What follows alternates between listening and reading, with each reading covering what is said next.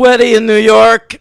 I am wearing boxers. We're going to record this podcast. My window's open. Sorry if you could hear that sweet, what do they call it? Doom da doom da doom da doom. Reggaeton. Got it. Oh, nice. All Very right. Nice. Love that one beat over and over again in It's every good song. stuff. Yeah. It's good stuff. It's good music. It's quality stuff. Hey, it's me, the D-Train, Daniel Ehrenberg, here in the land of Bushwick, Agrabah. Oh, my Lord. Welcome, everybody. It's Henry down here in South Jersey, which might as well be Agrabah. We do have sand, and we just had a hailstorm, so that was interesting. Big hail. I was a little worried about my car. That's exciting. Everyone cares. Episode 156, everybody. And this was something chosen. Patron request. All right. So, Josh Leamer, we want to thank him. He went up to the $50 tier for the month in order to get us to go see a movie in the theaters and to cover its adjoining franchise.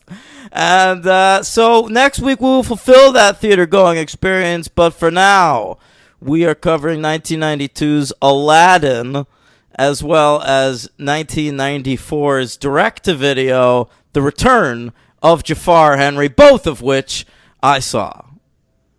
You had already seen, right? I saw Aladdin in theaters. Loved it. Loved it, Henry. I think I liked it too. I bought the Sega Genesis video game, played the fuck out of it. Wow. You're running around Agrabah in side-scroller form throughout. All right? That's funny because I had Sega Genesis at exactly around this time, but I bought video games like crazy. I just must have had no interest in that particular game. It was great, man. All those dudes with swords and turbans, they're coming out of the woodwork and fighting you, and you have to like jump up and you can like jump on top of buildings and propel yourself with a flag. Was the video game as racist as the movie? Probably worse. Okay. The first movie wasn't as bad as I thought it was going to be. It is undeniably racist, but Return of Jafar is next level. Well, I hadn't seen this since the theater, so that was 20, help me with the math, 27 years ago. God, that's a long time ago. Yeah, so I was like 12, I was like 13 or 14. I didn't know anything about anything. I couldn't believe my eyes. I couldn't believe my ears, man. Because I wasn't ready for it. Like, I just didn't even think. I was just like blindly like, oh, a Disney thing, whatever. And then it was like right away, I was like, holy fuck, this is totally racist. It's Robin incredible. Williams turns the genie becomes every other race. I didn't remember that the genie is changing his facial features in a lot of situations. He is throwing his voice into accents whole hog. He is, but I still found him the least racist aspect of the movie. Oh, I'm excited to get further in. Yeah, he's just being Robin Williams, but whatever, we'll get there. All right, well, we're going to talk about Aladdin first. Let's get it going. This takes place right in the middle of the Disney Renaissance. Yeah. Which was documented so ably in the wonderful documentary film Waking Sleeping Beauty. Is that sarcasm? Or No, great documentary. Check it out. Oh, okay. All right. So they got it started late 80s. They'd had some flops in the mid 80s, right? You gotta say Great Mouse Detective. You gotta say Black Cauldron, okay? They alienated their audience. I like the Black Cauldron. Yeah, I don't care if you liked it. It fucking tanked, dude. Sure. Okay. So Aladdin came out in the midst of this. I think probably the turning point was Little Mermaid, and then they took it a step further with Beauty and the Beast, then Aladdin, then The Lion King. They were it was a murderer's row, Henry. A murderer's row. Yeah. Not exactly your Snow White or your Cinderellas. I think some of them stand up to those. Yeah? Yeah. Lion King and Beauty and the Beast, those are undeniable classics. Henry, how do you feel about... I know we decided next week we're going to rank Robin Williams movies. What would you think if... You can do it too, but what if I ranked every Disney animated feature? How many are there? Disney Studios? I mean, there's a lot. But Does this include Pixar films? No, Disney Studios. Okay. So I mean, when to next week or now? No, I can't do it now. I haven't done it. I would do that. I could do that. I mean, I haven't seen a lot of them in a very long time, but All right. Well, I think it's worth doing. I'll think about it, but that would. Yeah, you're probably right. I mean, that's probably that'd be Jesus. It's probably like 1,000. It's a job. Job. I'm sure we could find a list on the internet. Send us that list, listeners. Prepare us for next week. In the meantime, Aladdin. It comes to us from directors Ron Clements and John Musker. Disney diehards, Henry. They worked for nobody but Disney. I think still they've only worked for Disney. Listen to their filmography. Once you go into Disney, it's like joining the mafia. You cannot leave. You are contracted for life. That's it. They own you. No, they'll kick you out like that, though. But they'll make it hard for you to work elsewhere. That's what happened to Jeffrey Katzenberg, who was the founder of the Disney Renaissance, Henry. He came up with all these brilliant ideas. And then he got shunted off. He got in a fight with the president of Disney, Michael Eisner. And they got in a big feud. He left to form DreamWorks SKG. He's the K. Okay. I didn't know that. Yeah. Okay. So these fellas directed The Great Mouse Detective, which tanked. But Katzenberg was involved in that movie, and I think he felt that it had potential and that the Disney company edited it beyond recognition. So they gave them another chance. They directed The Little Mermaid, Henry.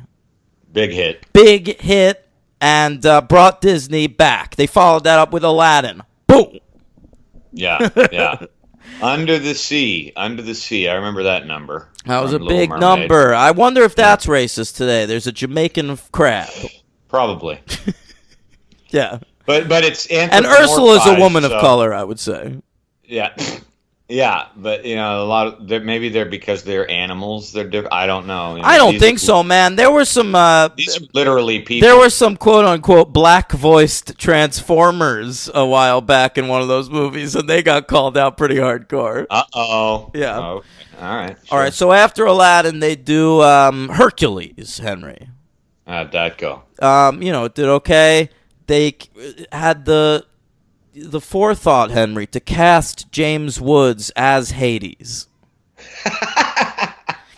Okay.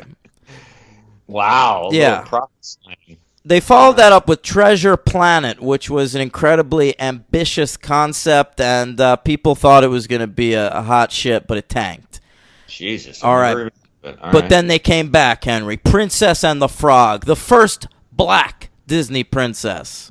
Right. They knocked that one out of the park, and they followed that up, Henry, with probably their biggest hit ever, even bigger than Aladdin.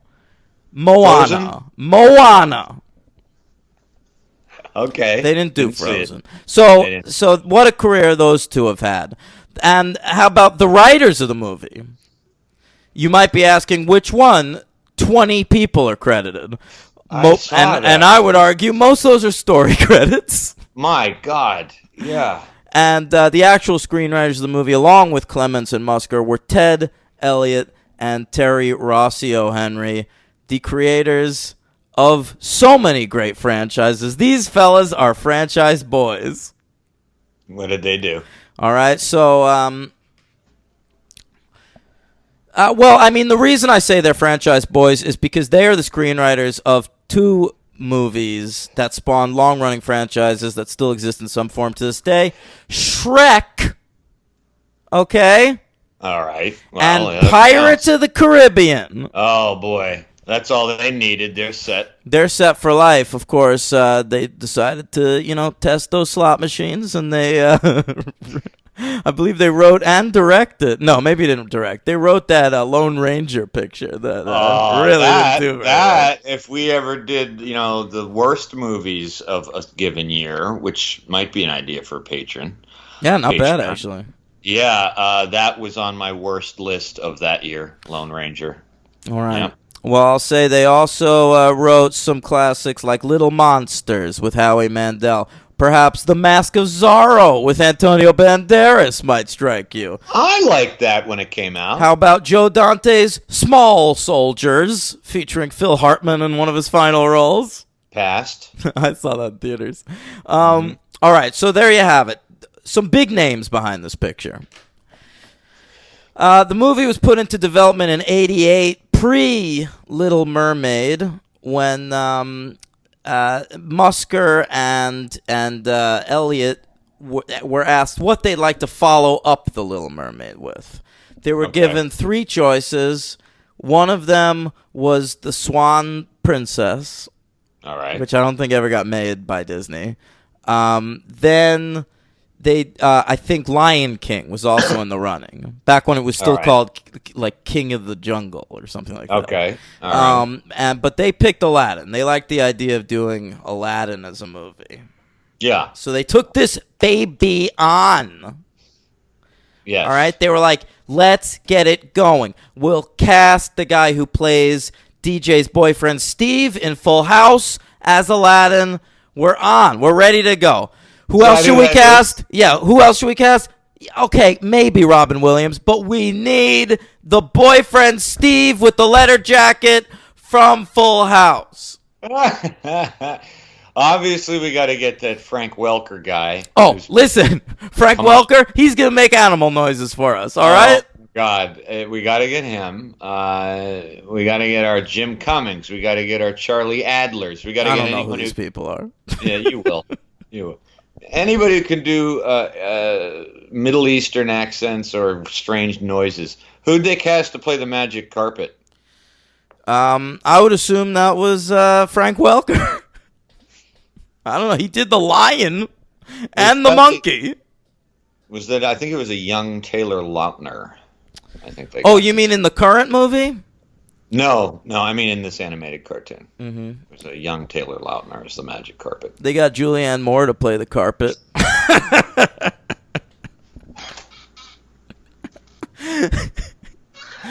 And I hear she played the drapes with the exact same voice. Oh, yeah. Okay. Sure. So this movie was finally released November 25th, 1992, Thanksgiving weekend, all right? And budget of $28 million. That's what it cost to make animated movies back then. You can practically shit them out. Yeah, my God. And it made $504.1 million, becoming the number one film at the box office for all of 1992, beating out such hits as Home Alone 2 and Batman Returns. Wow. And gotta be one of the, I mean, I say this every once in a while, not too often, but one of the biggest net to profit movies we've covered. Oh, I thought of that, and I knew you'd be the one to bring it up. Yes. You're very interested in that. It does. It interests me, that kind of stuff. Yeah. So we're in, like, I don't think we're quite in Rocky territory. Maybe we are. I don't know. Yeah. All right, how about some Oscars? This movie was nominated for some. I'll tell you what, it even won, too. I was sad to see that. Oh, and here we have it. Aladdin, the winners of Best Score and Best Song, A Whole New World. I'll tell you what, nominated for sound effects editing, but I'm so sorry, Bram Stoker's Dracula is the winner. And finally, nominated for Best Sound, which it lost to The Last of the Mohicans. Oh, well, that's good, because that has great sound. Yeah, a lot of stampedes. Yeah. All right. I'm sorry it won Best Score. Score is interesting, huh? That's too bad. Who did it beat? I don't know. I was thinking about the score the whole time I was watching the movie, though, and why did this win an Oscar? I don't know because I mean, were you locked into it like I was? Was I not into Were it? you locked into it? Were you like thinking about it while you were watching it? Yeah, I was, because I was trying to figure out. I mean, I knew that I was in for some songs, and I can understand the Oscars love Disney songs. That's fine. But I mean, the score is just a bunch of like Looney Tunes shit going on constantly, like very kinetic and nothing much happening. So I didn't really, I don't, honestly, what I think it is, it's a case of Menken, the great Alan Menken, taking his songs and weaving them into his score. Yes. And basically just people being like, oh, that was such a great score. Right. And that's it. Yeah. It was Menken Mania back then, Henry. I'm looking at the Oscars. Listen to this. Yeah. Alan Menken won. Listen, so I'm not surprised anymore that Aladdin won score, because Alan Menken won the best score Oscar in 3 of 4 years. Stop it. I swear to God. Little Mermaid in 1989 beat such nominees as John Williams for Born on the 4th of July. Oh my God, that's one of his better scores. Oh my. Alan Menken won for Beauty and the Beast, Henry. We talked about this on the Patreon, Award Bros. Yeah. It beat Ennio Morricone for Bugsy. And John Williams for JFK. Oh. And I'll tell you the nominees for that Aladdin defeated were Basic Instinct, Jerry Goldsmith. That's a great score. John Barry for Chaplin. Richard Robbins for Howard's End. And Mark Isham for A River Runs Through It. Okay. Now I'm going to keep going for a second, Henry. Menken does not do the score for The Lion King. Hans Zimmer does. Boom. That wins an Oscar. All right? And then 2 years after that, Henry, boom, Menken's back. Pocahontas won the best score Oscar. What the fuck? Oh my God, this is the best part of this show. I'm flabbergasted. That was a crazy year, 1995 at the Oscars, Henry. They decided to split the score categories into dramatic and comedic categories. Really? Yeah, they only did it for 4 years. I don't remember that at all. Me neither. They did it from 95 to 99, and Pocahontas won the best comedy or musical score category. And you know what won the best dramatic score? Of what year? 95? 95. So it was the films of 95. Films of 95. Well, it should have been something like Braveheart or something like that. Braveheart was nominated, Henry. You know what it lost to? What? The Postman. The Postman won best score? Yes. Well, as we've stated, believe it or not, no one believes it, but I've never seen The Postman. Who wrote that score? A fella named Luis Bacalov. No, I don't know him. He's an early spaghetti western guy. I will say the fact that Aladdin, that The Last of the Mohicans wasn't even nominated for best score this year, that Aladdin came out, is absolutely reprehensible. I own that soundtrack. It's one of the best soundtracks ever. Of course you own the soundtrack, the CD soundtrack to The Last of the Mohicans. No, confession. It's on cassette. Yeah. You piece of shit. I had it on cassette. I don't have it anymore, but you used to put that on in the background while you talk to girls on your rotary phone. That's right, and they would get like a heroic impression of me, and I would it was my theme music to pouring beer in the background or something. And your dad's like, "Get off the phone, Henry. I need to dial up to AOL." Yeah. All right. Henry, it's 1992. AOL doesn't even exist no. This movie's also nominated for a couple GGs. Uh-oh. All right, hang on. I should have anticipated that. Obviously, these fucking guys probably love this thing. Let's hear it. It's coming. This is grinding the show to a halt. GGs, the Golden Globes It's the Hollywood Foreign Press, mostly French. Nominated for 3 GGs. It won 2 of them. Best song and best score. All right, now, okay, I'm enough on the score. Can I guess the song? I mean, the only song in this movie that I found somewhat enjoyable, but that's mainly because of the animation, and I know it didn't win, is that Friend Like Me? No. Well, it's a whole new world. It's a power ballad. It's a beautiful song. It's a horrific song. I really think it's a beautiful song.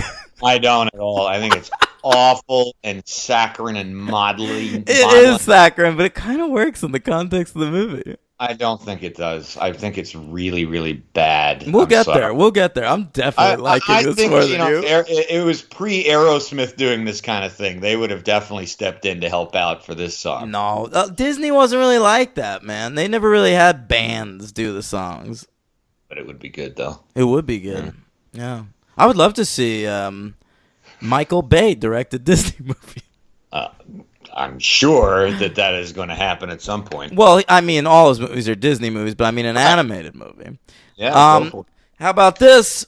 It won MTV VMA. Okay. Yeah.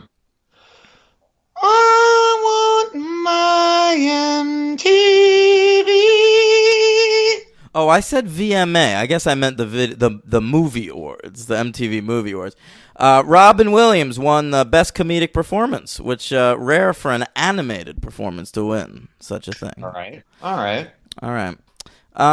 Do you want to do lists? I got mine. All right, I could do that too. 92. Let's hear it. Yeah, I haven't amended this in a while, but that's okay. It's a little consistency. So if whatever we did last time, it's the same. Number 10. Damage. What's that?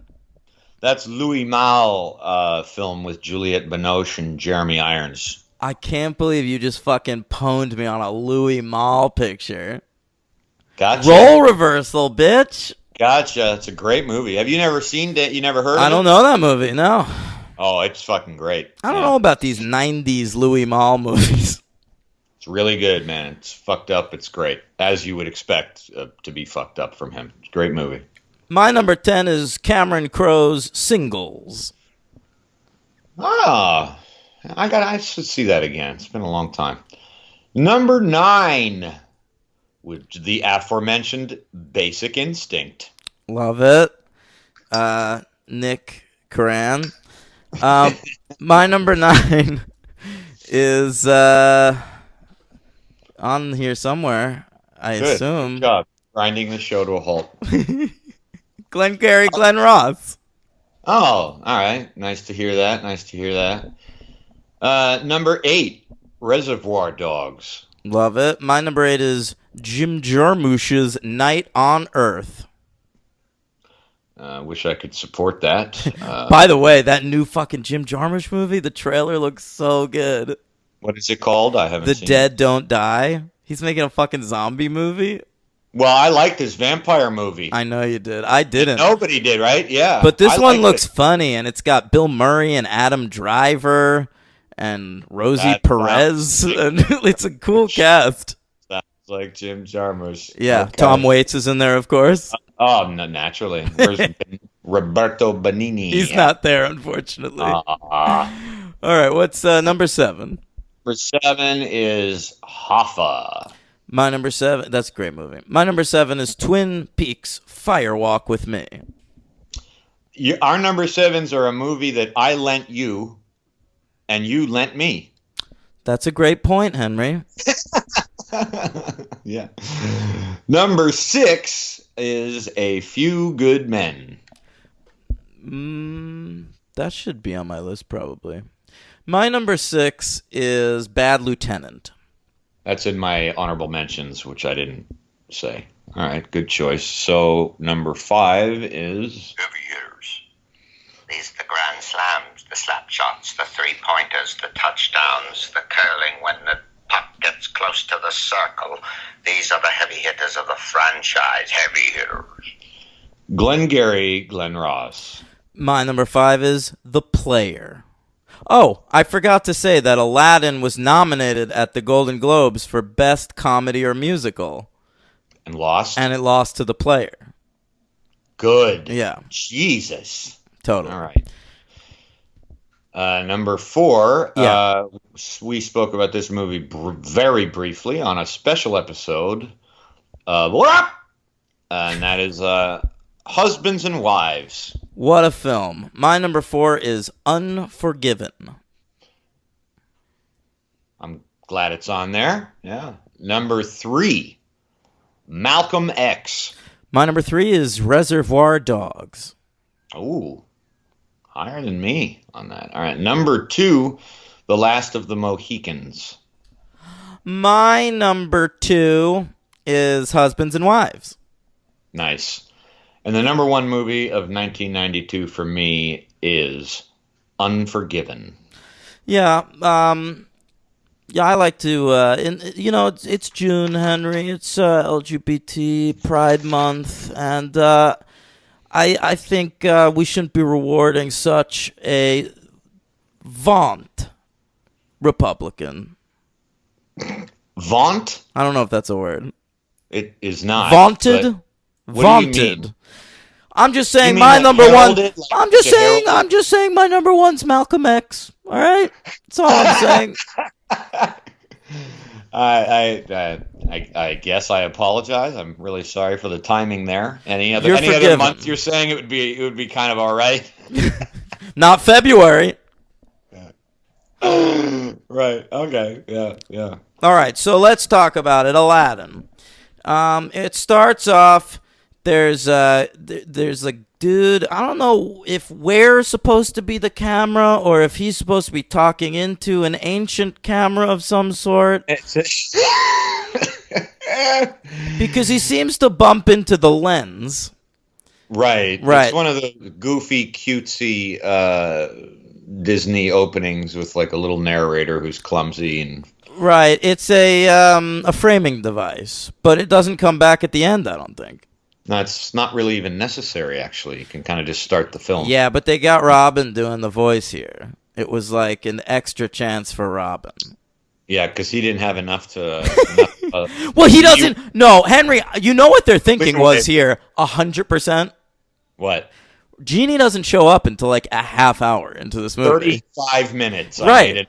Yeah. And so, by the way, this film is heavy on story. Dude, it's heavy on story and it's heavy on length. I mean, it's okay. Anyway, I'm just saying to protect. They wanted to get Robin out there on screen early, and so I think they threw him out right away, knowing that Genie wasn't going to show up for 35 minutes. But it was an odd decision because I thought this movie, up until Robin was dead in the water. Really? I did. I didn't. I guess my memories of the movie are almost nil. So I mean, it was pretty much a new experience, and I had no idea this guy doesn't even show up until 35 minutes in. So I'm kind of just like going through this little bit of a slog. It's not terrible. I mean, initially, I'll just put it out there right now. Very hard for me to get over those Arabs with the hooked noses and all that shit. I mean, greedy and dirty and grimy. And then fucking Aladdin walks in. He's like a white kid with tan skin, and I'm trying to see through that. So if I could, it was still a little bit boring. There's a lot of setup here, right? 35 minutes of setup here. I got into it. Of course you did. The cave with the Cave of Wonders. Kind of neat. All right, so fucking because here's the thing. Aladdin himself as a main character is a fucking drip. This guy blows. And he's horror. He's like the boyfriend in a horror movie. He's that bland. Yeah, he's super fucking bland. He doesn't have any, like, literally all we're supposed to think about this guy is, oh, he's great. Great guy. Yeah.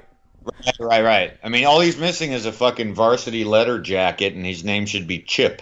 There's nothing. He's who got cares? his fucking his vest. He wears a vest, no shirt, baby, like he's fucking Gerardo.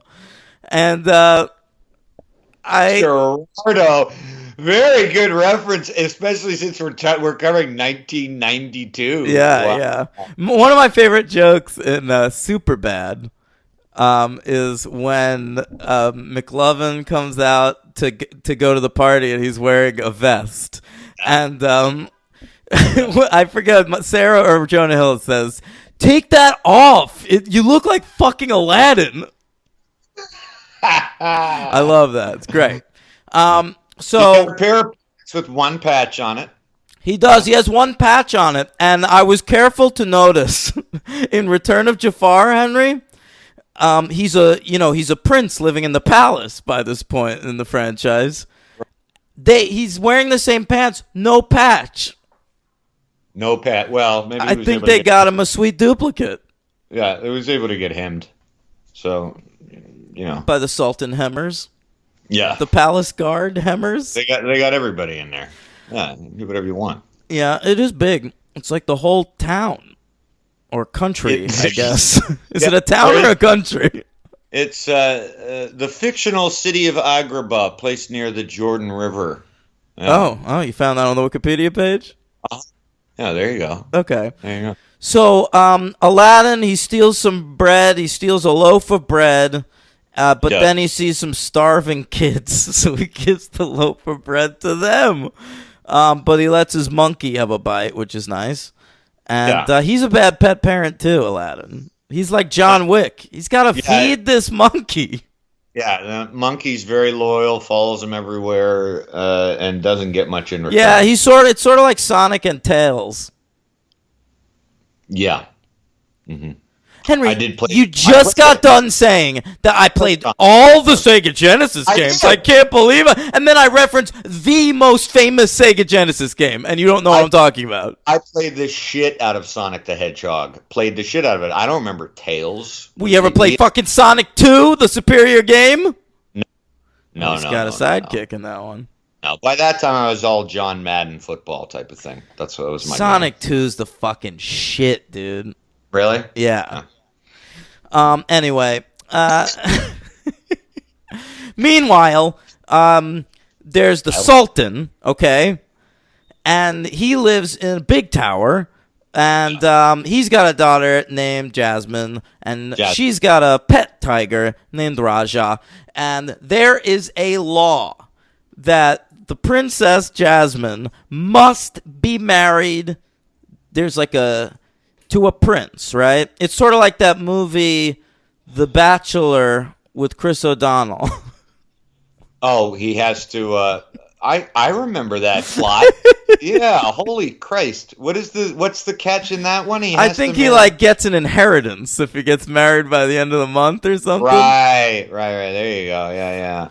And then we also have a lot of laws in this movie. We're taking a lot of Middle Eastern stuff, just mishmash. Steals the bread. I will cut your hands off. That is the law. Yeah, you're gonna do the voice. Fucking Christ! I don't care because it's awful. Yeah. It's like a mixture of every. Well, yeah, they're supposed to be Arab in some sort. They're Agrabah or something. Right. But in practice, they all just sound like fucking Apu. Right. I mean, it's like they're mixing religions and country. They're mixing Persians with Arabs and Sunnis and Shiites, and it's fucking nutsoid. Do you think there are WMDs in Agrabah? I bet you there. Somebody thought there was. This was made during Bush 1's time. This is right after the. I feel like we're supposed to think Agrabah doesn't exist to this day. I feel like it's like Mesopotamia or something. Right. Okay. Yeah. I wonder how many people though at the time probably were just like, oh, I wonder where Agrabah is. I 100% thought it was a real place. I don't blame you. Yeah. No. I was like 7 or something. So I have no excuse. Yeah. So anyway, So it is a law, by the way. they pull out. At first, I thought it was like the Sultan, like, just wants her to marry a prince. Like, my daughter's a princess. She will only marry a prince. But then he literally pulls out a book of laws and opens it to a page and shows her this law. Right. And since he's the Sultan, I immediately kind of thought ahead of the movie about 85 minutes, and I was thinking, but if he's the Sultan, he can just change the law. That honestly didn't occur to me until the very end of the movie when he does change the law. Yeah, I guess he's supposed to be a dimwit, and he is, but I was just immediately, I was like, yeah, but you're like the fucking ruler, so there is no, Supreme Court or High Council or anything, clearly. There's just Jafar and his mustache twirling and Gilbert Gottfried. Jafar is the Sultan's vizier, Henry. We're told that on a number of occasions. I took it at face value. Yeah, I got to tell you, I don't think that's a word I had ever heard before. Nor have I. Yeah, never heard it. So I thought maybe, assistant or what would you call henchman? I don't know. Vizier. Advisor. I mean, I don't know. Vizier. Yeah. I need to get a vizier. Good one. So, no, I'm serious. It would probably help. Yeah. Go ahead. Okay. Jafar is very cool. He's a great villain. He is built like a fucking praying mantis, and he's Captain Hook. Come on. I mean, yeah, he's a little Captain Hooky, sure. But who cares? I mean, it's just not, I didn't think much of it. I thought he was awesome. I liked his mustache twirliness and his deep, slow way of talking. You remind me of like fucking Alan Rickman doing Snape. And and what really puts it over the top for me, Henry, honestly, and I can't believe I'm saying this. Oh no, here we go. I thought Gilbert Gottfried as Iago in this first one. Key point as per my notes. Was extraordinarily funny. I thought he was okay. He made me laugh a lot. And I just love the idea that Jafar has a pet parrot, Henry. Think of the mechanics of this. He has a pet parrot. The pet parrot pretends to be a normal parrot when it's around other people. Okay? Right. But then, when it hangs out with Jafar, it acts like a normal person, and Jafar doesn't really treat Iago like a henchman. He's like a partner. He is. They're in this together. Yeah, it is true. I mean, it was a funny dichotomy to like have a villain like Jafar, who's so evil, to like tolerate an annoying parrot, and genuinely seems amused and excited by the parrot. Jafar seems to mustache twirlingly hate everybody in the fucking movie. Except like I guess he wants to bone Jasmine. I don't think he respects her as an individual. I would say that he's not a feminist. But I'll tell you what, man. This Iago brings a smile to his face. Iago! So he wants to open up the Cave of Wonders in order to get the lamp, become a genie, make a wish, and become the Sultan of Agrabah. Great plan. Not a bad plan. That'll work 9 times out of 10. It always does. Obviously, Iago, the villain from Othello, right? You took note of that. Of course. An Othello reference in Aladdin, for sure. Yeah. I was like, wow, okay. All right. They should have made fucking Jafar black. They should have made him black, called Jasmine Desdemona, and just do away with it. Just make it Othello. And just retitle it O. Then you could have gone away with Alan Menken's score and just used the Verdi music for the opera. Then I'm in. No. What you're going to do, definitely, if you're actually going to make that, is just have one of those scores where every time there's an overhead shot of Agrabah, it just goes like, ha! Right. You got to get that guy who does the Syriana music type That's stuff, right? That you always criticize. Yeah. Oh, hey, hey. That's the guy. Actually, you named him earlier. Isn't that Mark Isham who did like fucking Crash and all that? I think he does a lot of that type of music. He That's loves his it. thing. He loves That's it. his thing. Yeah. So he opens up the Cave of Wonders. He sends a hobo. It's like an Arabian hobo. Down into the Cave of Wonders, and the sand swallows him whole. The Cave of Wonders opens up its fucking maw and says Ooh, good word. to Jafar, "You must find the diamond in the rough." Jafar looks into a crystal ball thing because he's sort of a sorcerer. Yeah, very weird. He doesn't really seem to display any sort of supernatural power. No, not until that one moment. Yeah, it's really weird. Yeah. So he looks into the crystal ball. The crystal ball says, "Yo, the diamond in the rough is this fella Aladdin." Jafar gets him arrested. Okay. Yeah. And he sends him into the Cave of Wonders. Of course, this is after Jasmine went into Agrabah dressed as a hobo to see if she could live amongst the normal people and fell in love at first sight with Aladdin. Who wouldn't? Yeah. I know. Yeah. Look at his hat. Yeah. He's got everything. Charisma, money, looks, abs, patches. That's right. He's got hair like... looks like Harry Hamlin in the 80s. There you go. Yeah. So fucking Aladdin gets taken away by Jafar. Jafar is now in disguise as a hobo. Sure. All right. A lot of hobo double crossing early on in this picture. and Jafar sends him down into the Cave of Wonders with Abu the monkey. They find the magic carpet. The magic carpet leads them to the lamp. The lamp, they open it up. It's the fucking genie, all right? Yeah. And the genie is now their friend. So Jafar walks away without this lamp, and Aladdin's got it. And that sequence where they have to run out of the Cave of Wonders and lava is chasing after them is pretty fucking baller.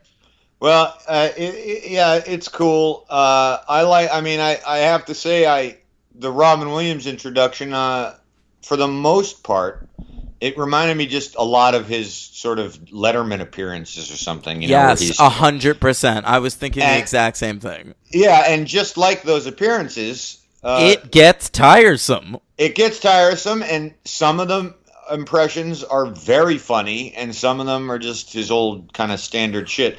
I like when he places the diploma and the hat on Aladdin. he's a quick learner.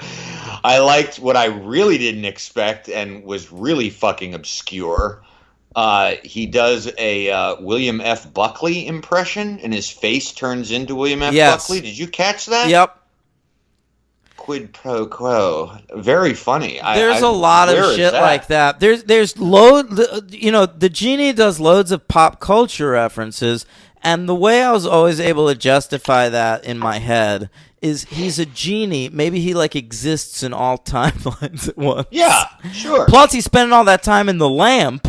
Maybe he's got access to some streaming services. I think he has access to streaming services, and he's got a lot of time on his hands. So if he just has a mirror and time on his hands, he can perfect all of his impressions. I think the genie's the one guy that watched the Robin Wright season of House of Cards.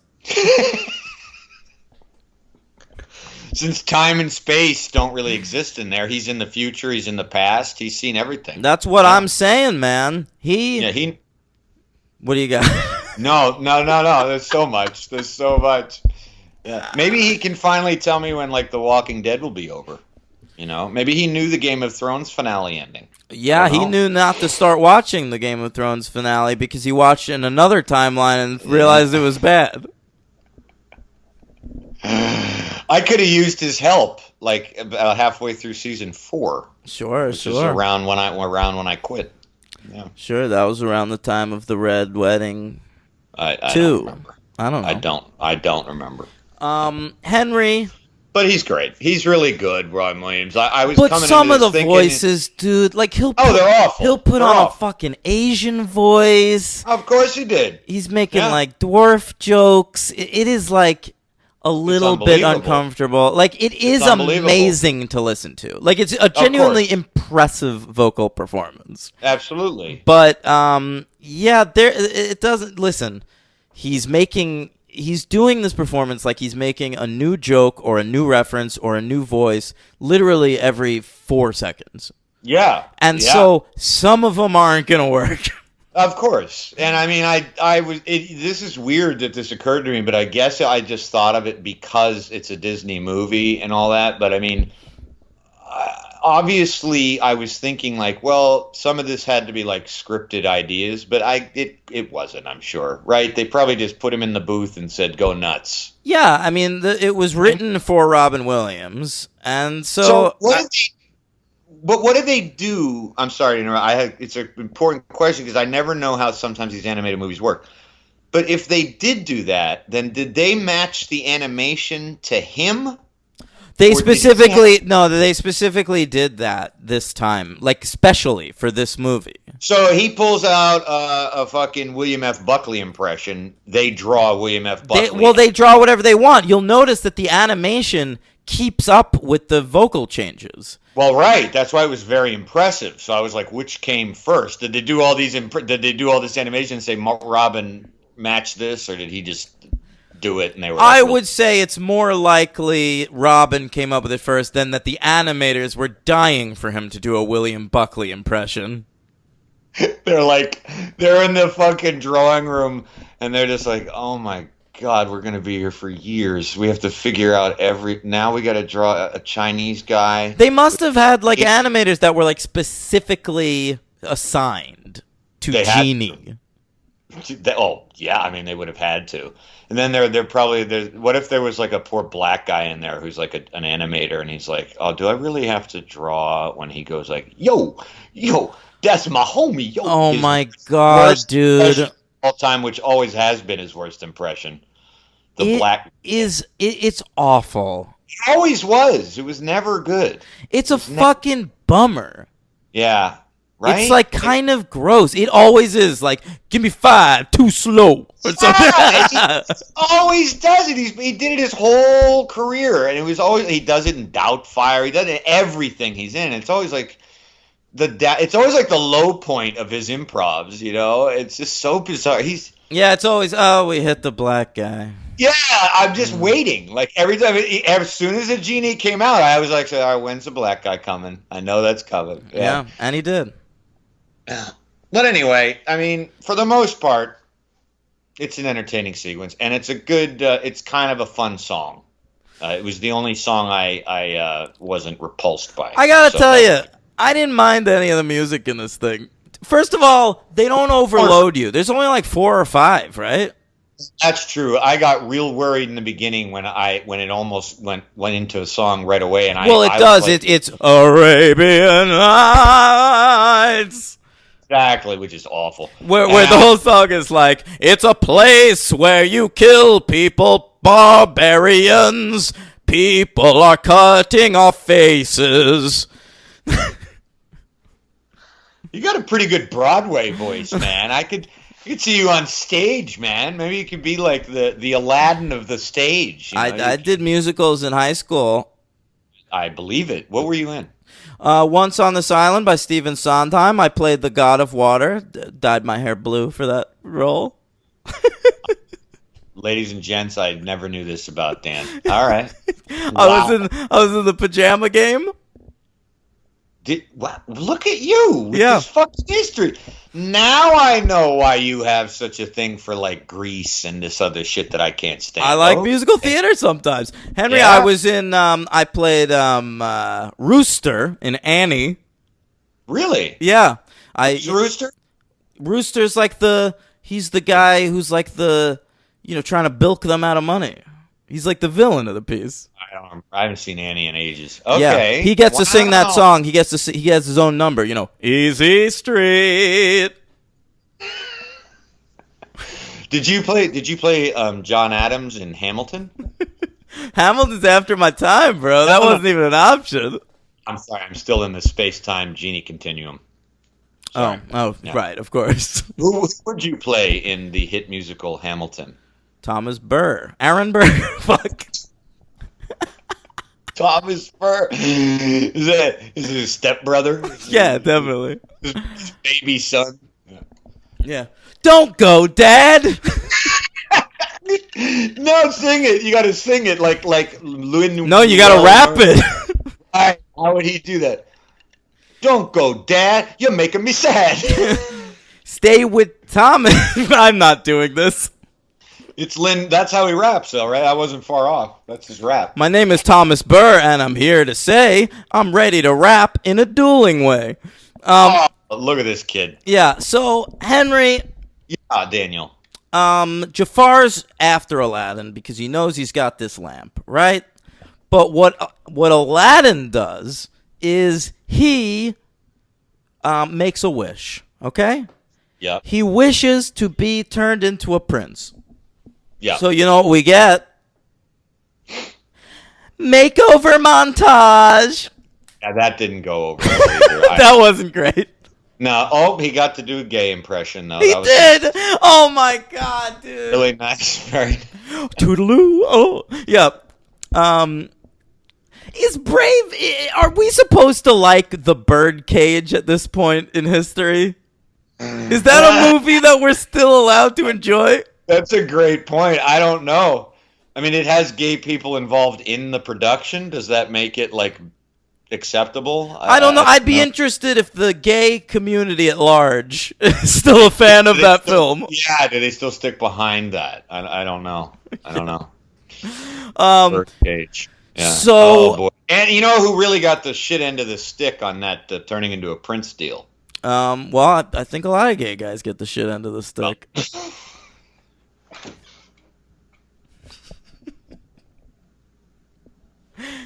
Who did?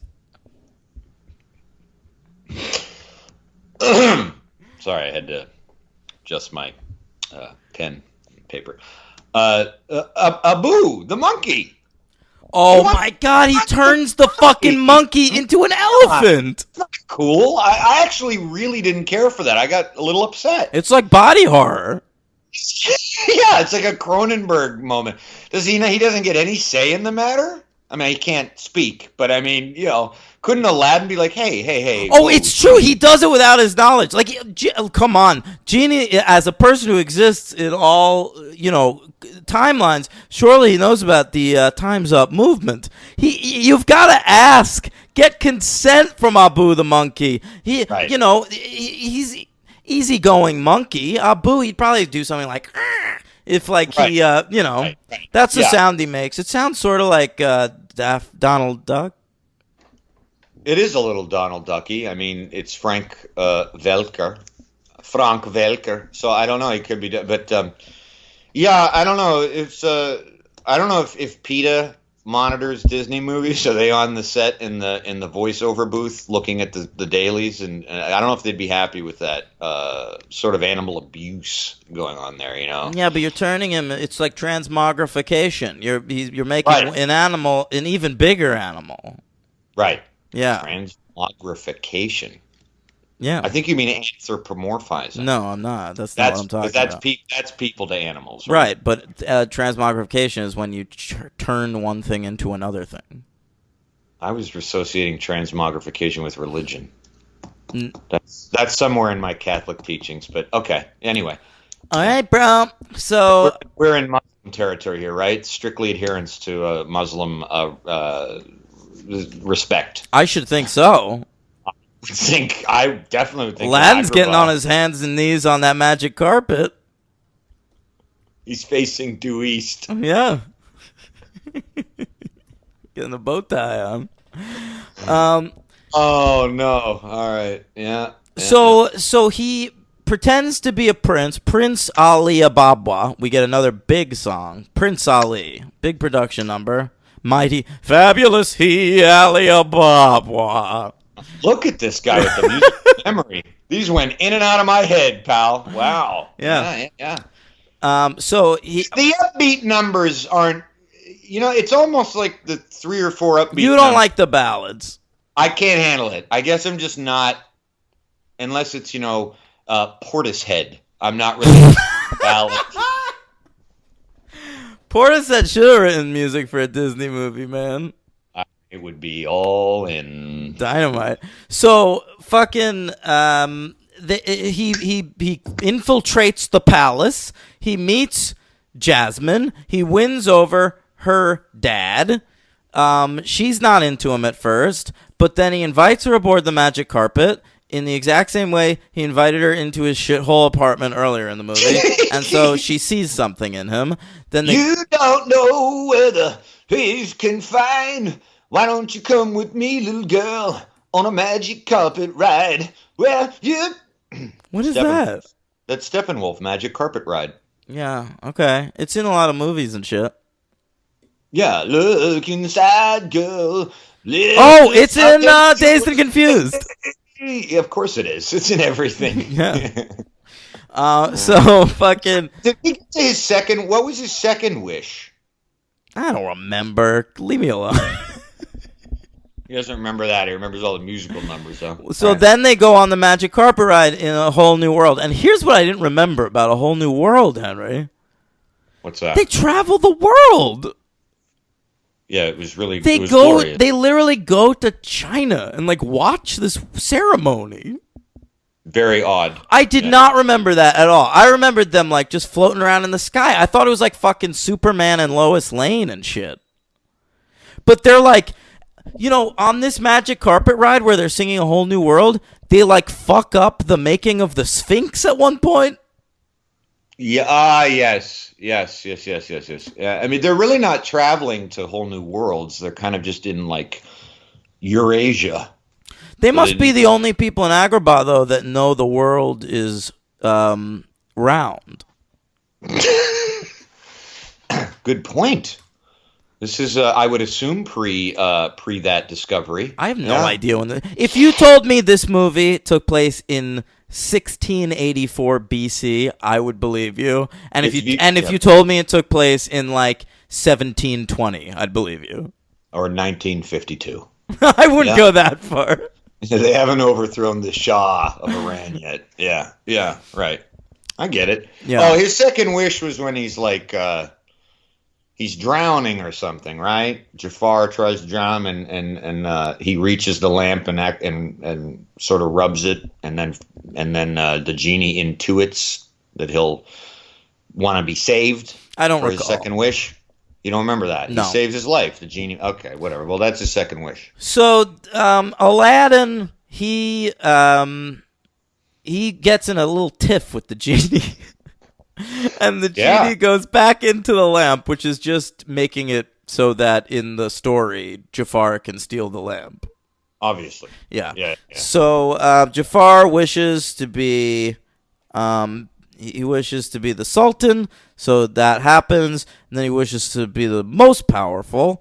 That happens. And then Aladdin tricks him. He's like, genie's more powerful than you. And he's like, you know what? You're fucking right. And he goes, I'll wish to be a genie.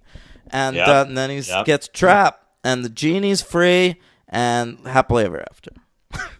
That's a good summary. That's about it. Yeah, it's true. Yeah. What do you give this movie? I gotta tell you, this is an enjoyable movie. I give it a 4. Whoa. All right.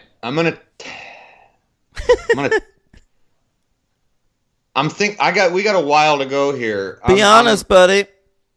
Well, I wrote 2 things down, and it was all about really A Whole New World. How much did that bother me, and the length. First of all, what are you talking about with length? It's 86 minutes long. That is a long time for an animated feature like this. No, man. This did not overstay its welcome. Oh, it did for me. But, I mean, let's see. Well, I haven't. Before I give my star rating, I'll help rate it with my MVP and LVP. So let's do that first. You gave it a 4. Who's your MVP and LVP? My MVP's Gilbert Gottfried. Interesting. Despite all we said, mine has to be Robin Williams. Okay. Yeah, it is. I mean, despite put all it there. Put it in. Give me a 5, no job. I had a fish. What up? All right. Ron Williams, LVP's a tie with Alan Menken and racism. Okay, very nice. Well, I'm going to seem like an asshole for not putting racism in there, but my LVP is Aladdin. You need to have a better voice performance. You got Robin Williams in this movie. This guy doing the voice of Aladdin, it sounds like he could have been the voice of, like, fucking Ray on the Ghostbusters cartoon. Like, You're very right. Such an anonymous voice. No, that's true. There is an anonymity to it that does not befit such a duo such as them. So honestly, here's what I'm going to say. For me, it's a 2-star movie, but it's a 3-star movie. It's a well-made animated Disney feature, which aren't my thing. It's tough for me with a little bit of the cutesiness and all that. It's never been my thing there. But so in my heart, it's 2 stars. But if I'm being honest, it's put together pretty well. So it's a 3. Love it. Love it. Okay. Yeah. I had written down maybe 3. That was in brackets, maybe 3. So you've convinced me. It's your doing. And I'll say I went back and forth on the animation. Some of it seemed really rudimentary, like it was TV cartoon animation, but some of it was fucking gorgeous. Like, yeah, some of it was really good. They pioneered this way of computer animating in just one sequence in Beauty and the Beast, and then they used it way more in Aladdin. So when you're seeing like the fluidity of the Cave of Wonders or the overhead shots of Agrabah or whatever, that's done with computer animation, and all that stuff really held up. I didn't know that. I mean, I thought it was actual just pure old school animation. It mostly is, but they used some of that in this one. Okay, all right. Look at that then. It was starting to transition. I guess so. Yeah. All right. Well, that's all right. So this was a rather exhausting process for me, but so we're gonna kind of blow through this a little bit, and I think you'll understand why. Well, is this superhero count? Yeah. I'd like to hear the theme song. You know why, Henry? I love your theme songs.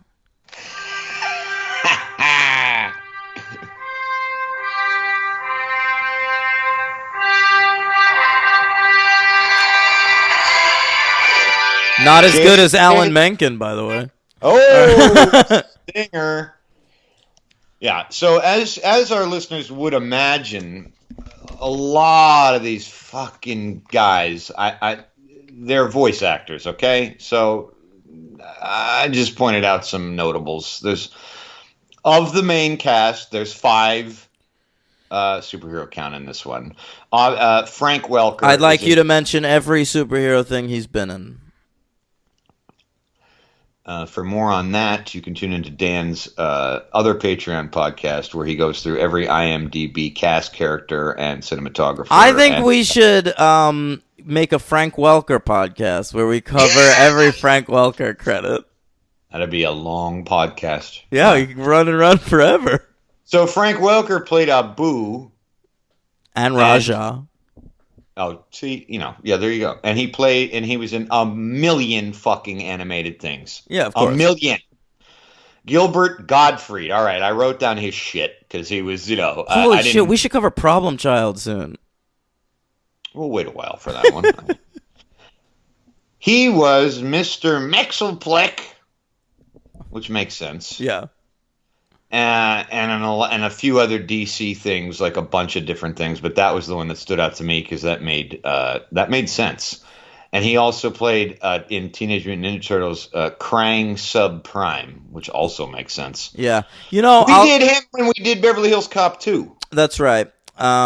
Which is how he was apparently one of Ron Clements and John Musker loved Beverly Hills Cop 2, and that's why he ended up in this movie. Wow, that was the standout as Sidney the Jew. Yeah, that's great. That's good stuff. That's my bird. Jim Cummings, who played Razul. That's like the head guard. Look at this guy go. He is also a Frank Welker-esque type with 3,000 animated credits. Charlie Adler, who played Gazim. Gazim. I don't know that one. That's what I thought. All right, well, he was in Marvel's Avengers Assemble playing MODOK, Superhero Squad playing a million characters. He was in a whole slew. Wolverine, X-Men, same thing. All kinds of villains and heroes. And in The Tick, he played Sarcastro. Interesting. And last but not least, Corey Burton, who played Prince Ahmed, was Brainiac and Scarecrow in the DC universe. Apparently, he's the big Brainiac guy in a lot of those DC cartoons. He was the main staple voice. And this is for you, my friend, Corey Burton. You don't know who that is, huh? No. Well, you should, because you've mentioned his fucking show many, many times on this podcast. He is none other than James Bond Jr.? Yes. Holy shit. The name's Bond. James Bond Jr. There you go. The best. It's him. Love it. Okay. Diamond in the rough. All right. So, I like that one. Thank you. All right. So now we are covering the Return of Jafar. We return to the world of straight-to-video, Henry.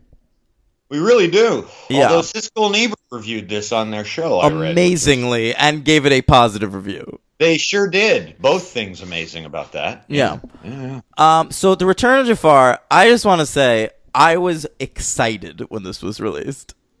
Sure. You're a kid. Yeah, why not? I loved Aladdin, but here's another thing, Henry. Sequels weren't as plentiful back then, especially to animated movies. Well, This was the first VHS live, direct to video Disney movie. Isn't that crazy? Ever. That is crazy. I would have thought, like, many things would have had at least some direct-to-video, like Cinderella or fucking Dumbo, some sort of weirdo spin-off, Well, but eventually they would. But the Right, first but one no- ever wow. was Return of Jafar. Wow. All right? It was a huge deal. And so I loved Aladdin, and I was like, oh, my God. Jafar returns? I don't remember this at all. I'd never even heard of this movie, ever, until we got this from Josh Leamer. I was so pumped to have a franchise. Sure. This came out on video. We knew directors, okay? Tad Stones and Alan Zaslav. Tad Stones. Yeah, I know, Tad Stones. It is kind of amazing. Come on. Yeah. It's written by 100 people. I didn't even write it down.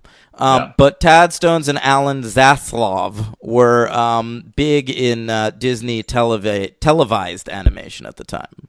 Televe, like anime. Right. And so they were the head writers on both Darkwing Duck and Chip and Dale's Rescue Rangers. Oh. All right. Big deal. All right. So they got put in charge of this project. At first, it was being made for television. And then it was Tad and Alan who came up with the idea to put it straight to video. And Disney was into it. Yeah. So it came out May 20th, 1994. All right, just in time for summer. Sure. And actually right around like a week or two ago, right? We're coming into the anniversary. This was the 25-year anniversary of Return of Jafar. Why isn't there some hoopla around I don't this? know. It Why- should be, Nobody's man. talking about it. Huh. And it grossed, Henry, $300 million in VHS sales. My God. Jesus Christ. How about that? That's nuts. Oh Pretty my God. amazing. All right? My God. I'll tell you what, this movie is still 1, 2, 3, 4, 5, 6, 7, 8, 9, 10, 11, 12, 13, the 14th highest grossing VHS tape ever. That's amazing. Okay. I really mean that. Wow. Ahead of such films as E.T., Home Alone. All right? It's ahead of those films? Yeah, it's ahead of those. Batman. That's good. I'm glad. All right? It's ahead of Batman. What Batman? The original. The Tim Burton Yeah. VHS release? Oh, wow. Ahead of that, people were Return of Jafar crazy. I bought the first Batman on VHS Of course when you it came did, out. of course. 1990. Mm-hmm. Yeah. Do you want to take a stab, by the way, at number, like some of the top ones on this list? These are the top VHS purchases sales of all time. That's right. Aladdin's number 3, by the way. All right. It's got to be a VHS. I'm going to say one of the original Star Wars movies. No, because they withheld the releases, Henry. Star Wars, a lot of times, but a lot of times they weren't available. They take them off the shelves. Okay. All right. I'll You tell gotta you. help me out. I don't know. 4 of the top 5 are Disney movies. Disney animateds. Snow White. Snow White's number 2. Pretty good. Pinocchio. Pinocchio is, sorry, that's below Return of Jafar. All right. Fantasia. Below Return of Jafar. Jesus Christ. Cinderella? No way. Here, I'll read you the top 10. Oh. Number 10 is Cinderella. Number 9 is Pocahontas. Number 8 is Toy Story. Okay. Number 7 is Jurassic Park. Number 6, boom, ID4, Independence Day. Wow. All right. Number 5, Beauty and the Beast. Number 4, double VHS tape, Titanic. Of course. Of course. Number 3 is Aladdin. Number 2 is Snow White. And the number 1 highest grossing VHS tape of all time with $520 million sold. Slacker. The Lion King. Oh. Ugh. All right. Yeah. All right, so there we have it. So let's talk about... Oh, you want to do our 94 lists? Sure. All right. Number 10. Do you have it ready? Yeah, I've got it right. We've done this so many times. You've said that every single time. Number 10, Ed Wood. Number 10 is Red Rock West. Number 9 is Immortal Beloved. My number 9 is Speed. Number 8 is Heavenly Creatures. My number 8 is Crooklyn. My number 7 is Speed. My number 7 is Clerks.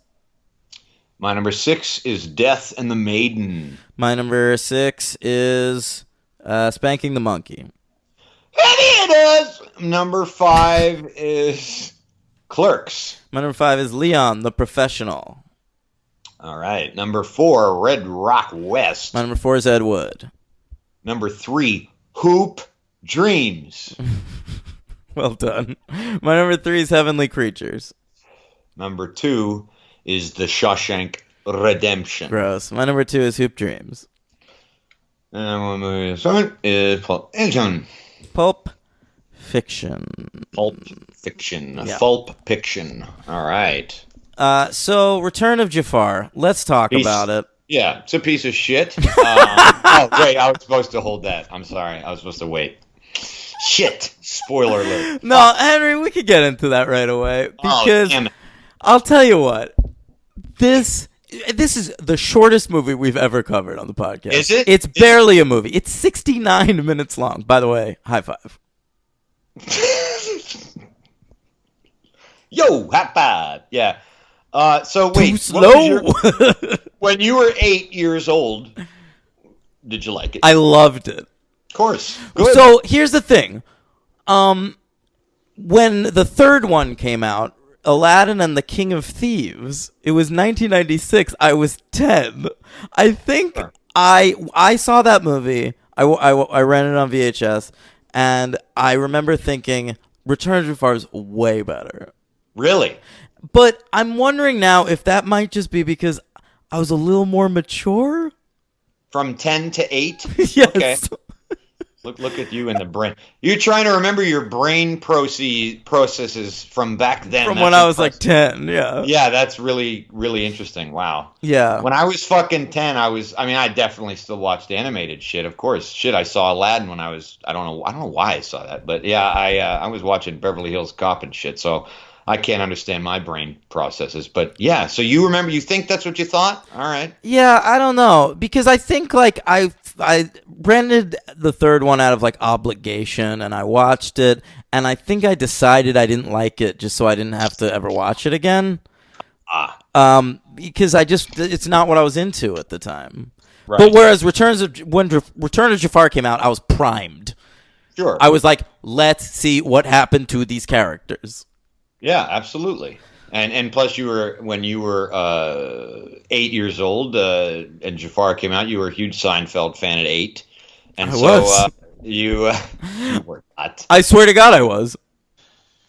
All right, fair Henry, enough. one of my earliest memories. It's not one of my earliest memories, but I remember being 8 or 9, and my bedtime was at 9 p.m. Jesus. All right. And I remember being upstairs, and I had to go to bed at 9, and my parents were downstairs watching Seinfeld, and I wasn't tired. Uh-oh. And I was getting so angry that I had to be in bed instead of watching Seinfeld. I wasn't even sleeping. And so I went... You crouched on the stairs and No, watched this I thing? didn't even. I went downstairs and I confronted them. I was like, this is bullshit. I should be able to watch Seinfeld. It's one of my favorite shows. And, You're 8. yeah. And so they negotiated my bedtime. My bedtime changed after that till 9:30. Look at you. Yeah. 8 years old and already persuading people to do things. Pretty impressive. Pretty impressive. That's right. Wow. All Like right. persuading me to do Aladdin. I didn't Pretty persuade good. you. Josh Leamer fucking did with a sweet 50 spot. It's very true. It's Yeah. very true. Wow, man, I'm impressed. Listen, guys, this is not fucking cool. Okay, 9:30. All right, M&D. That's what's gonna happen. That's young here. me. Are we gonna have a fucking problem? I even remember what episode it was, Henry. You do not. Yeah, I do. It was the one where you find out that Kramer's name is Cosmo. Oh my God. Yeah. Wow. You should really work for the CIA, man. You remember everything. It's incredible. Yeah, bro. So, in this movie takes place 1 year later, and Aladdin and Abu living in the palace with Jasmine and the Sultan. Meanwhile, Genie, he's off there. He's out on the road, traveling the world because he's free, and he's not Robin Williams anymore. He sure ain't. No, Robin Williams got in a big fight with Disney because he perceived that they fucked up the release of toys. Did you read about that? I read that he had a fight with Disney over the usage of his voice in promos, which didn't make much sense to me. Is that really what it was? That fucking Barry Levinson Robin movie? Williams agreed to be in Aladdin, but Aladdin was scheduled to be released within a month of Toys. And he really wanted Toys to be his hit movie that summer. And so he said, I'll do the voice in Aladdin, but you can't put my name on the posters, and you can't, promote the movie using me. Boy. Ooh, my. Now, did they violate that? Because... I don't think anyone got sued, but it's certainly when it became time to do Return of Jafar, he wasn't coming back. I mean, that's crazy, though. I mean, honestly, This was in the early 90s. Michael Eisner, he probably put his fucking cigar out on some poor young actress's head and was like, fine, whatever, just use it. What's he gonna do to me? And I'm glad you said that.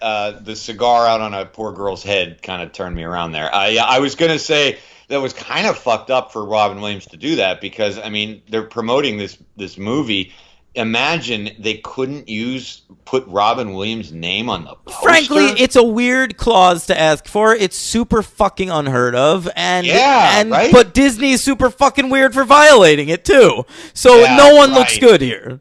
Yeah. Good point. Yeah, it's bad all around. All right, so but Dan Castellaneta Dan Castellaneta, Homer Simpson, is the new voice of. He's a friend of Robin Williams. I read that he recommended him for the role. Is that? I heard accurate? That. It might be accurate. I don't know. Nobody fucking knows. All right. So we're also, by the way, in Return of Jafar, setting up a new status quo for the animated series, which was about to come out, which I watched, and so Dan Castellaneta also did the voice of Genie in that. Jesus Christ. Okay. And I mean, right off the bat, I notice we're in real cheap animation territory. Oh, here. you know what? Remember I said the thing about how I was surprised how rudimentary the animation in Aladdin looked? Which I didn't particularly feel that way, but yeah. The animation in Return of Jafar is trash. It's pretty unbelievable. It's unwatchable. There's no fucking depth. The everything's too wacky, so none of the jokes land. The facial expressions are fucking horrible. You know, in the first Aladdin movie, they're pulling faces interestingly, like sort of like they do in like old Looney Tunes cartoons. And I think it really sold the comedy well, especially with like Iago using his wings as though they're hands and things like that. Yeah, sure. And this movie just has like no creativity in terms of shit like that. Everything just looks like fucking garbage. Speaking of Iago, it's Iago the fucking movie. I don't know who watched Aladdin and decided, all right, we're going to do a sequel to Aladdin. Let's make sure we do all the things we didn't do in the first one. A redemption arc for Gilbert Gottfried, 2 songs for Gilbert Gottfried to sing solo. Yeah, you're right about this. The low singing too. That was bizarre. Yeah, you're right. Well, first of all, that probably was one of the factors in that was that Robin Williams isn't there. So the only name of any sort you have left is Gilbert? Is Gilbert Gottfried. I mean, but at this point, it's a sequel. Like all the characters are well established. You can just feel free to do a story about like Aladdin and Jasmine. This is true. And for fuck's sake, how about the only story they could come up for these two is, I don't trust you. Right. They're just like having fucking marital discord the entire fucking movie. They are not a happy couple. Also, by the way, a year into this marriage, and she's bringing up the thing where he pretended to be a prince again. I'm sorry, Aladdin. Get out of there. That's being brought up once a month for the rest of your life. It's counseling time in Agrabah. Yeah, that's not a good sign. You're right. She's never going to let that go. I mean, the guy takes her on a magic fucking carpet. You know, he gets her dad to change the laws. They make friends with a supernatural being. What more do you want? And she still won't let it go. She won't. But I gotta tell you, Aladdin's not in the clear either. Because he freed this genie. The genie went off, looked at everything in the world in a year. Now, this motherfucker is just back. And he's just hanging out. Yeah, I know, that was right. Why just did he fucking hanging out with, if you're Jasmine, right, you've got to think, like, if I want to fucking be married to this guy, there's going to be a monkey running around. There's this fucking genie floating everywhere. I got a tiger up my ass. He's doing racist voices every so often. Yeah, it's true. Yeah, I don't know. That would be... There's a lot going on. He's doing impressions that I don't understand because they won't be created for another hundreds of years. Conservatively. 1,000 years. Another millennia. Yeah, true. Yeah, I don't know. You're right. And the whole reason is what? The genie gives this terrible song about how he didn't like doing anything alone. The songs in this are trash. Yeah, I mean, they're trash. they're not like Alan Menken level trash. No, they're so much worse, dude. All the songs and all of the songs are about how great to have friends, love being friends, be my friend, best to have a friend. But like the message of the movie shouldn't be that. Like that was kind of the message, one of the messages in the first one. You ain't never had a friend like me or whatever. But in this one, if really the storyline we're doing is marital discord, how about let's not have a song about how the greatest thing in the world is to have a fucking layabout hanging around you all the time. Layabout. It's a ne'er-do-well. Oh, that almost reminded me of my raspberry. Remember, Dan, the beauty of my song, the Razzies? It's the raspberries, it's the razzmatazz, it's always having some little pizzazz. It's the golden raspberries, it's the worst of the worst, not the best of the best, it's pizzazz gone raz. Wow! Oh my goodness. Hold on. Thank you. And you know why I did that? Why'd you do that, Dan? Because I love your theme songs. I know you do. Yeah. Thank you. So do I. So do, you know, oddly enough, so do most of the listeners. I think so too. Most of the listeners. Yeah. Mostly. Yeah. Mostly. All right. So, hey, I got a movie reference.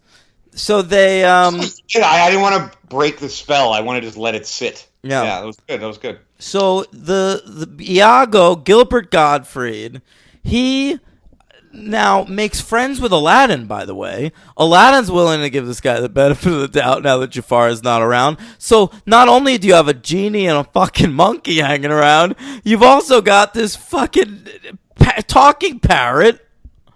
Yeah. All right, who has now revealed himself to have complete thoughts. All right? It's true. All right. So Iago saves Aladdin's life. Now he's living on the palace grounds.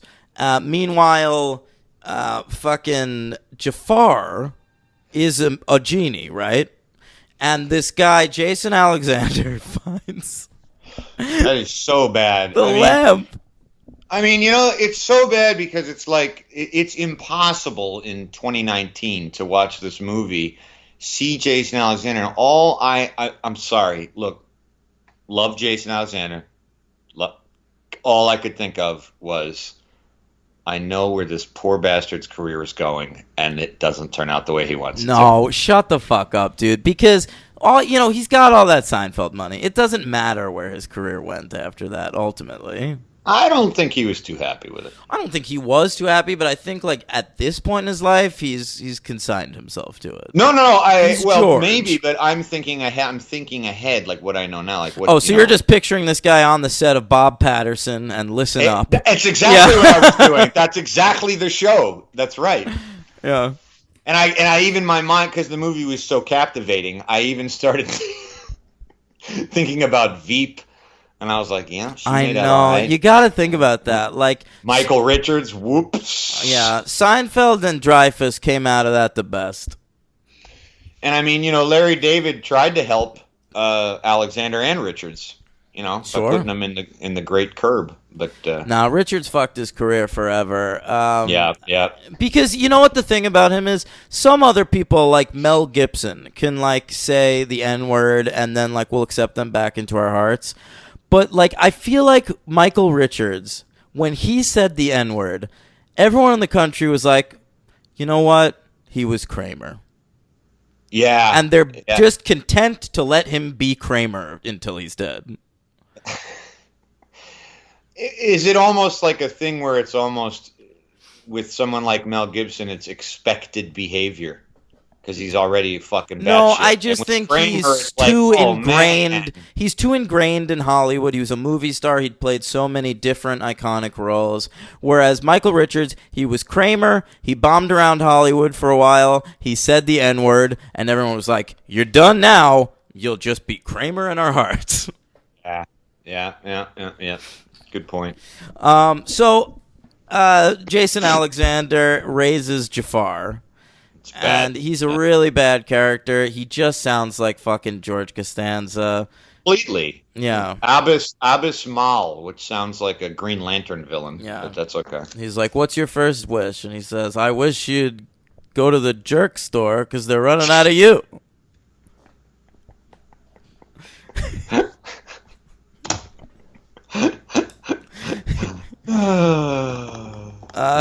Abyss Mal. Is that the character's name? Abyss Mal. Yeah. Well, mal means bad in Spanish, so you know he's a bad guy. And you know what just occurred to me right now while I'm looking at this character name? What? Put those two words together. Abysmal. Abysmal. How interesting. Pun? I don't know. Pun? I think so. I like it. Abysmal. So, and you know, it ends up that Jafar comes back. He goes to Iago. Iago says, "Yo, I wormed my way into the palace. Now we could take it over together because they trust me." But meanwhile, he's going through a crisis of conscience because he likes Aladdin and Jasmine and the boys. Which we weren't given much of an indication of in the first movie. Well, I don't think he did in the first movie. I think in this movie, he moved into the palace after saving Aladdin's life, got to know them. He was like, "I think good is the way to go." Yeah, he's like, here's a bland chap. He's uninteresting, but, you know, he's not harmful in any way. But he seems like the type of guy who would give his loaf of bread to a child. That's right. To a child. He's giving a loaf of bread to a child. And Jasmine seems like very affable. Tonight, a tiger mauls Aladdin and just turns his jaws. Remember that great Dana Carvey, Tom Brokaw thing where he covers the news while he's going to be away? Do you remember that? I don't remember. I remember Dana Carvey's Tom Brokaw, but I don't remember. No, he did an episode where Tom Brokaw apparently in real life was going to be away from the nightly news for like a month, and so they did a skit where he just announces what he thinks is going to happen. And they came out and he'd be like, "A lion catches fire." And, "Oh, come on now, that's not going to happen." Oh, I kind of remember that. Yeah. In case something happens. Yeah, they're handing him cards. Right. Yeah. And then the camera's like, "Tom, you never know. Come on now, just read the card." Yeah, anyway. That is great. Great sketch. You know we're interested in a movie when we start talking about old SNL sketches. This is the time Jason Alexander hosted SNL because he was promoting the Return of Jafar. Oh, I wonder if he did any promotion for the Return of Jafar. He was definitely at the premiere. He was? He was at every premiere in the 90s. Where was the premiere of Return of Jafar? Some kid's house? No, it was a big deal. It's the 14th highest grossing VHS of all time. Well, not at the time it wasn't. Yeah. All right. Did it come in one of those big fluffy, like pouchy VHS Disney things? They all did, yeah. Yeah. Yeah, of course. It's called a clamshell. Is it? Yeah. I always hear that now referred to the DVD ones with the flip and a snap. Right. VHS that's what a clamshell was. I think maybe it's anything that snaps. And that clamshell, of course, for Disney movies came from The Little Mermaid. That's what they got that from. Okay, moving on. Good one, bro. All right, so basically it comes down to Jafar versus Aladdin, and, Iago comes through. He sings another fucking song. And it's bad, man. I mean, Godfrey is, I know you liked him a lot in the first one. He sucks but he's just like doing the thing in this one. Right, because the thing with Gilbert Gottfried is, a very little bit goes a very And how long. do they not know that? I if know. you're casting Gilbert Gottfried, surely it's because you know a little bit goes a long way. So you're going to give him a little bit. I feel like Tony Scott probably realized that, right? He knew. We'll give him one scene. That'll be memorable. The guys who made Problem Child 1 and 2, no. Oh, is he only in that for a wee bit? Yeah, I think he's the principal of the school. Sure he is. Okay, all right. Yeah. Great stuff. Aristocrats. So, I mean, what else happens in this movie? Is there anything to talk about? There is, actually. I actually saw Gilbert Gottfried live once at a comedy show. I went to see Dennis Miller and David Spade, who were supposed to be on the bill. Great lineup, bro. This is a true fucking story. First of all, fuck you. It was like 1992, and I love Dennis Miller and David Spade, and I still love David Spade. But believe this or not, buddy, they didn't show up. So they replaced them with Gilbert? No, he was on like one of the openers. Oh. On list, one of those deals, and fucking Gilbert Gottfried. And I never forget as long as I live. He did an impression of the Elephant Man singing "Feelings." That's hilarious. Yeah, he put a Kleenex on his face and poked holes in it, and he started singing "Feelings," and it was, semi-funny. Now I think about it, it's actually quite funny. But but he got booed. The fucking drunks in the because they were there to hear snark. You know. Get it? Yeah, like they were smart enough to understand Dennis Miller's fucking arcane references. But whatever. Quit repeating me like Iago from Aladdin. Yeah, what am I, a fucking parrot from Captain Hook? Anyway, so I have seen Gilbert Gottfried live. Yeah. Oh my God, he got hit harder than leaves of grass. Sure. I like the Walt Whitmans. I was being him on Monday Night Football. Oh my God. Yeah. Oh, all right. This could just go on and on. Yeah, that was bad. Good choice, ABC. Yeah, bro. So there's a post-credit scene where Jason Alexander's stuck in a tree, and I was out by then. The end. I eject. Oh, okay. Yeah, and you better tell me for King of Thieves. What happens now? They take Jafar's magic away, and they bring Iago back into the palace, and that's what goes down. But I mean, I feel like we're going to be behind by the time of Prince of Thieves because there's like 3 seasons of the animated series between them. Is there continuity following? I believe there is. Boy, I'll be lost. Uh-oh. Yeah, we'll see. But Robin will be back. So that'll be good. It's on Tubi. I'll try to watch it all on Tubi. It won't be. These things are not fucking available anywhere. Tell me about it. I had to illegally stream both of these. I had to get these. That's right. Who is it, Madison or Olivia, that loves that I do this? That's right. I got these two from... No, I got Aladdin from Netflix. I got Return of Jafar and King of Thieves from the library. Oh, Netflix DVD. Netflix DVD, yeah. Okay. But I still only have for this show. And it came in handy. Nice. Yeah. All right, so what do you give this movie? I'm giving this movie a 1 star. I am too. I fucking hated this. This was 69 minutes long, and it was hard to get through. And it was like, I was sitting there, I wanted to take like funny notes because like that's fun. Right. But like there wasn't even much there. This is just like a pile of trash. It's a slog, and it's episodic too. Like every time you think you know what like the main story is going to be, it goes in a different direction. Then we're like dealing with like marital strife, and then like we spend way too much time with fucking Jason Alexander, and way too much time with Iago. And it's a slog like for the entire 70 minutes. That's why it feels so bad. 69 minutes. Yeah. These movies are 86. That's part of the movie. These movies are 86 versus 69 minutes, and this movie felt way longer than the first one. I suppose that's true. You're right. I mean, I didn't care for the length of the first one, but you're right. In comparison, this is just nothing. I mean, it's like, oh my God. Who's your MVP? Gilbert Gottfried. Really? Yeah. I mean, he got on my nerves in this one. I loved him in the first one. He got on my nerves in this one. I mean, you're gonna go with I the still hate Aladdin. I still, Jafar. I'll go with Jafar. Really? Yeah. You loved him so. What's wrong with him in this? Who cares? It's the same fucking character, man. I said MVP Jafar. Oh, sorry. Yeah. You said I said LVP Gottfried because you said to me LVP. Oh, I'm sorry. I thought your MVP was Gottfried. So your LVP is Gottfried. My LVP is Gottfried. I don't have an MVP. Okay. My LVP is Jason Alexander. And my MVP, I'll go with Jafar. Okay. And I'll say that Dan Castellaneta is nowhere near the same league as Robin Williams, but he does a serviceable job. I agree with you on that point. He's trying. I mean, there's not much you can do there. Yeah. There's not much you can do. Normally I'd skip this, but this week we have a special. We're going to be doing that again. So.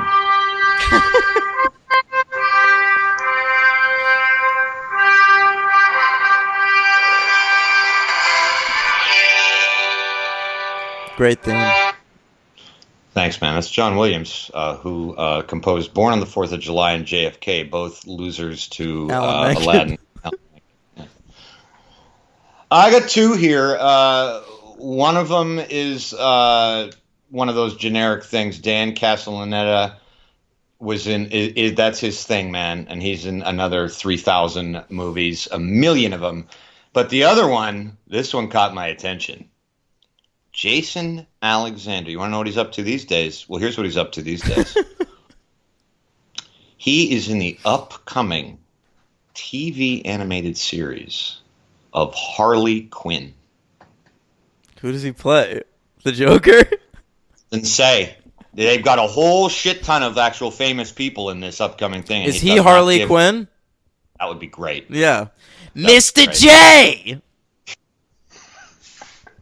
Just a high-pitched George Costanza for Harley Quinn. Fine with me. Yeah. That's all I got.